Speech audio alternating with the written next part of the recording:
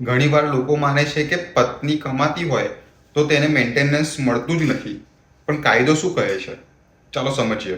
ભારતમાં પત્ની જો નોકરી કરતી હોય તો તે મેન્ટેનન્સ માંગી શકે છે. કોર્ટ એ જુએ છે પત્નીની આવક કેટલી છે, પતિની આવક કેટલી છે, પત્ની પોતાનું જીવન પતિના સ્ટેટસ પ્રમાણે ચલાવી શકે છે કે નહીં, બાળકની જવાબદારી કોની પાસે છે.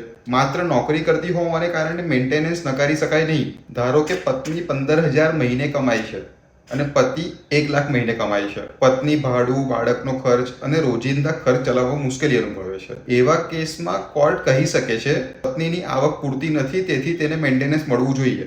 રજનેશ વર્સિસ નેહા 2020ના સુપ્રીમ કોર્ટ ઓફ ઇન્ડિયાના એક જજમેન્ટમાં કહેવામાં આવ્યું છે કે પત્ની કમાતી હોય તો પણ જો તેની આવક પૂરતી ન હોય તો તેને મેન્ટેનન્સ મળી શકે છે. કાયદામાં માત્ર કમાય છે કે નહીં એટલું જ મહત્વનું નથી, પણ સન્માનપૂર્વક જીવન જીવી શકે છે કે નહીં એ પણ મહત્વનું છે.